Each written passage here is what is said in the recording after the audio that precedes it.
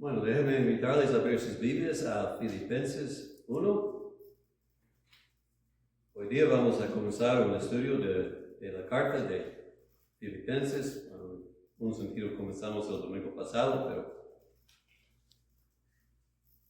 Filipenses 1 y voy a leer del 1 a 2 hoy día. Pablo y Timoteo, siervos de Jesucristo, a todos los santos en Jesucristo o en Cristo Jesús, que están en Filipos, con los obispos y diáconos. Gracia y paz a vosotros, de Dios nuestro Padre y del Señor Jesucristo. Vamos a orar.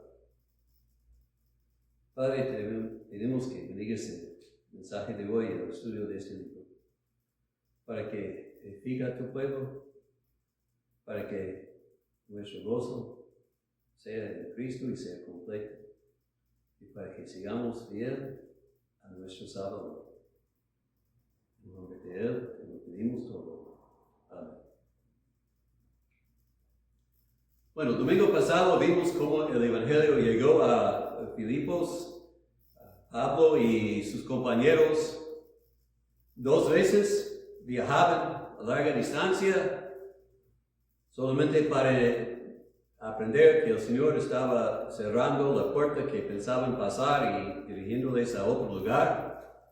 Y vimos que puede ser una frustración para nosotros también, que a veces pensamos eso es donde debo ir y vamos y luego el Señor cierra la puerta. Pero vimos que tenemos que perseverar hasta que el Señor nos dirija a donde nos quiere. Y así llegaban a Filipos y predicaban el Evangelio y todo parecía bien, pero luego fueron Pablo y Silas pescados y echados en la cárcel y aunque sufrieron y estaban latigados todavía, alababan al Señor y cantaban sus glorias y tenían gozo en la tribulación. Y así, con un terremoto, el Señor usó su testimonio para abrir el corazón del carcelero. Y hay que recordar que hay gente que siempre están mirando a nosotros y observando cómo nosotros nos deportamos. Y yo fui convencido que hice mal esa semana. Pasó algo en la escuela y yo comencé a murmurar a un maestro y inmediatamente mi espíritu me convenció de esto no es lo que debes hacer. Es importante que guardemos los ojos en el Señor en todo el tiempo, especialmente cuando somos provocados. Bueno, hoy comenzamos el libro actual y quiero darles una revista en breve del libro y luego vamos a ver unos datos de versículos 1 y 2 de capítulo 1. El libro, esta carta mejor dicho, es una carta que Pablo escribió mientras él estaba encarcelado en Roma. Me interesa que comenzó en Filipos encarcelado y luego fue suelto, pero ahora cuando escribe esta carta otra vez está en la cárcel y acaba de recibir de los filipenses una ofrenda de amor. Ciertamente fue inesperada y fue una bendición, y entonces Pablo quiere agradecerles. A la vez aprendió cuando recibió la ofrenda que la congregación estaba batallando con ciertos problemas, asuntos. Quizás hay persecución, versículo 29 de capítulo 1 dice: porque a vosotros os es concedido a causa de Cristo no solo que creáis en Él, sino también que padezcáis por Él. Entonces probablemente hay persecución. Capítulo 2, versículo 3 nada hagáis por contienda o por vanagloria, antes bien con humildad, estimando cada uno a los demás como superiores a él mismo. Parece que hay problemas con orgullo, y esto no debe sorprendernos porque donde hay hombre hay problemas con el orgullo. Y también hay pelea entre hermanos. 4:2, ruego a Evodia y a Sintique que sean de un mismo sentir en el Señor. Entonces, hay unas cosas que él necesita decir, necesitamos corregir estas cosas, pero en general, lo que yo veo de lo que Pablo escribe es que la iglesia estaba en peligro, o los miembros de la iglesia, los hermanos estaban en peligro de ser desanimados y perder su celo en el Señor.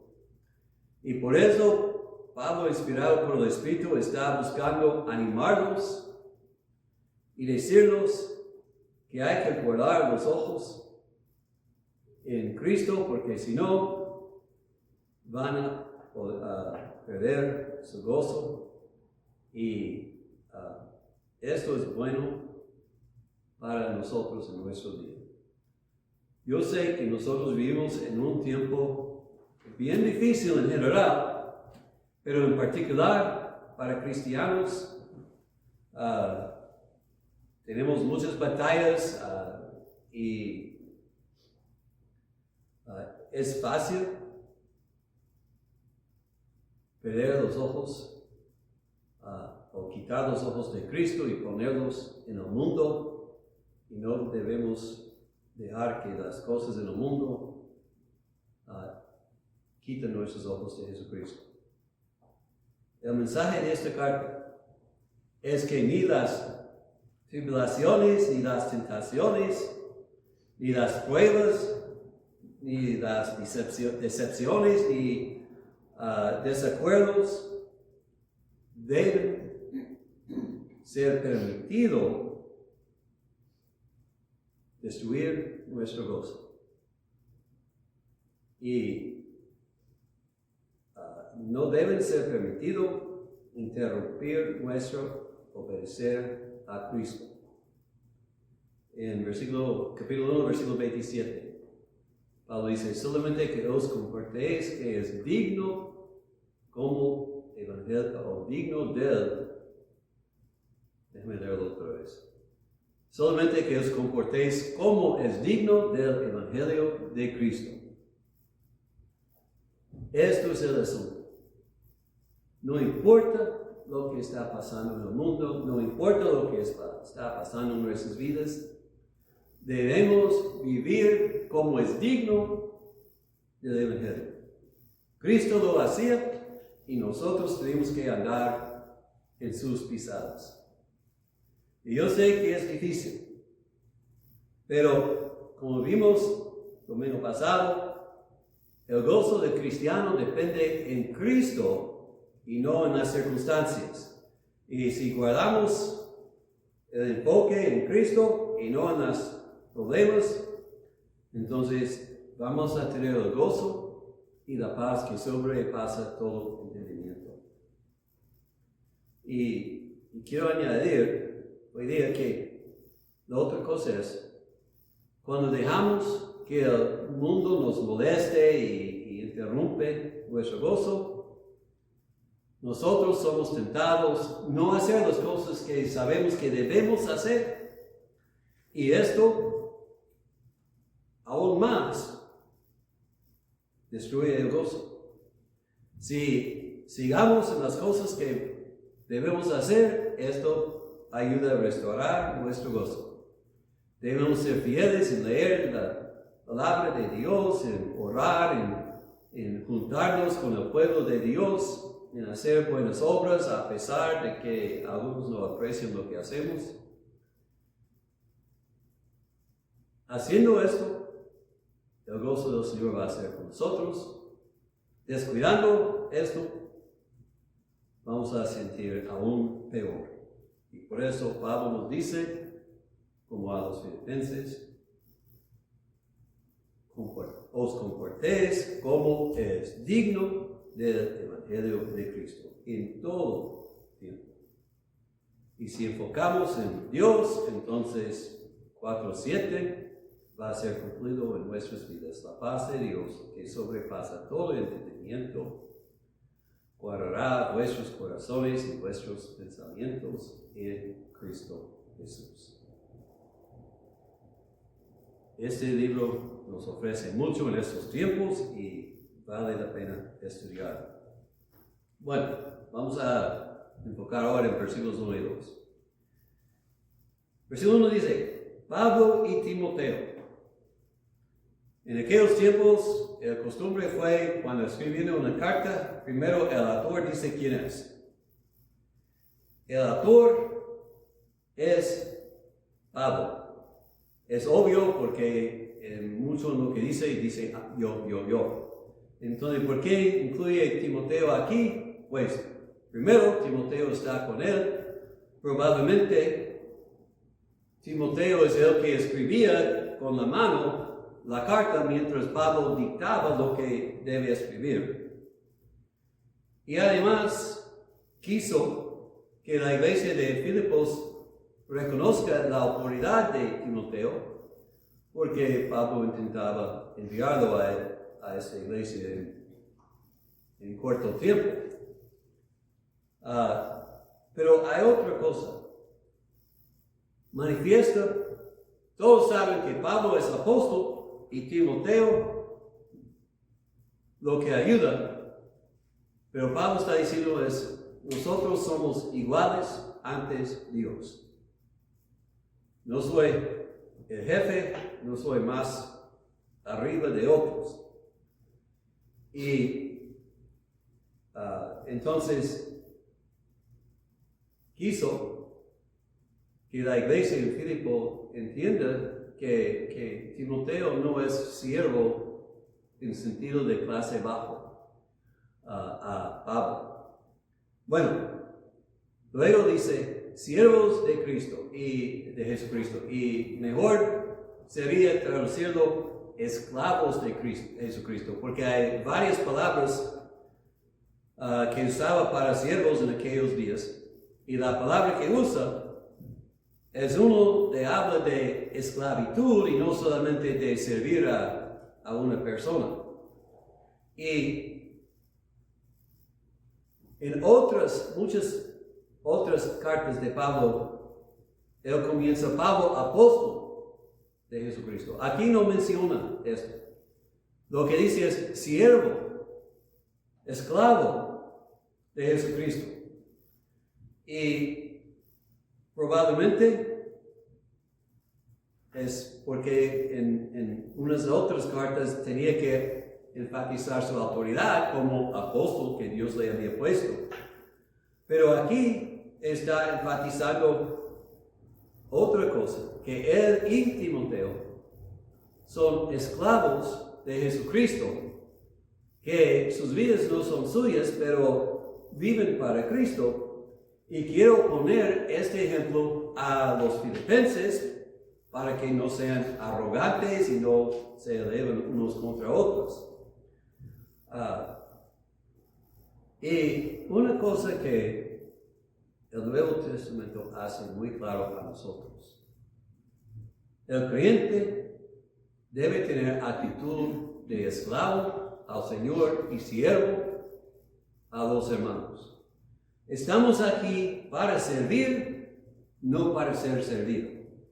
Eso es lo que Jesucristo dijo de sí mismo y es verdad para nosotros también. Parece que algunos en Colosenses batallaron con esto. Ya leímos 2:3. Nada hagáis por contienda o por vanagloria, estimando cada uno a los demás como superiores a él mismo. Eso es difícil en todo tiempo. Y parece que fue un asunto en la iglesia. Entonces, Él comienza la carta poniendo ejemplo a ellos y a nosotros de que el cristiano no debe exaltarse contra otros, no debe considerarse superior a otros, debe considerarse un esclavo a Cristo y un siervo, entonces, a los hermanos, los demás hermanos en Cristo. Y cuánto más gozo tendríamos en nuestras vidas si nosotros podríamos vernos siempre como esclavos para obedecer, para servir al Señor como Él gusta, y no dueños de nuestras vidas para hacer lo que nosotros queremos. El Señor nos puso aquí para servir como Él vino a servir. Es nuestro tiempo para servir. Él vino a servir a nosotros, es nuestro tiempo servirle a Él. Y luego dice, a todos los santos en Cristo Jesús. Quiero recordarles, creo que ya entienden, la palabra santo en la Biblia nunca refiere a un cristiano muerto que fue súper santo en la tierra y ahora lo están reconociéndole, que ahora ha pasado el mundo como alguien, un superhéroe de la fe. La palabra se usa para creyentes vivos que están apartados para el Señor y sirviendo al Señor. Y así, en verdad, nosotros por costumbre antigua decimos, bueno, Santo San Agustín o San Pablo o quién, pero no puedo pensar de ningún pasaje en la Biblia donde menciona una persona en particular así. Cuando usa santos, siempre habla a nosotros en general, la congregación en general, y está incluyendo todos los creyentes. La palabra en el original quiere decir alguien que es santificado, es apartado, dedicado al Señor.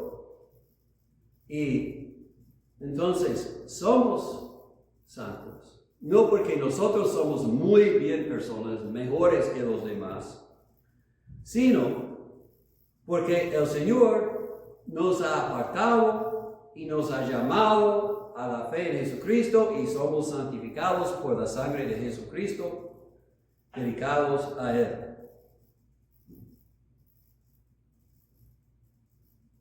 Capítulo 3, versículos 8 y 9, Pablo dice,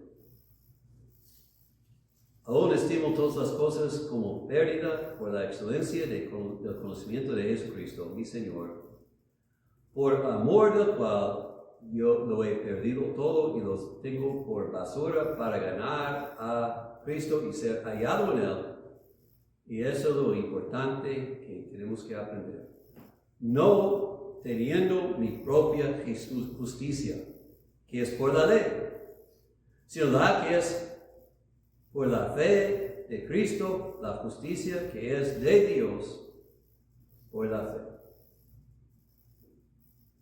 Pablo no nos llama santos porque nosotros tenemos nuestra propia justicia, que es por la ley, por obras. Nos llama santos porque somos apartados para Jesucristo y tenemos la justicia de Jesucristo porque Él nos bañó con su sangre. Y estaba meditando,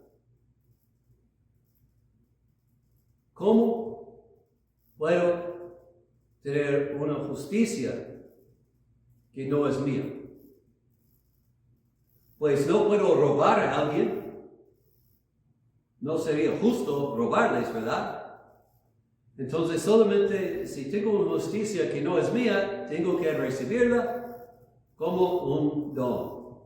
Y esto es lo que Cristo nos ofrece cuando nos arrepentimos del pecado y confiamos en Él. Que podemos ser justificados por fe, aparte de las obras, para que nadie se gloríe. Y entonces, no hay nadie que es justo en la tierra, sino los que son bañados en la sangre de Cristo, son santificados por fe en Él. Y estas personas que están confiando en Jesucristo, están sirviendo a Él, son santos hoy día en la tierra. No somos santos perfectos, tenemos que batallar con el pecado todavía, pero en los ojos de Dios, bajo la ley, somos santos, somos santificados, somos apartados para su honra y su gloria. Entonces Pablo, esclavo de Jesucristo, escribe a los santos en Filipos dice, los obispos y diáconos. Pone especial atención en los líderes de la iglesia y probablemente para apoyarlos y encomendarles a la congregación y también para motivarles en ser fieles y no abusar su poder.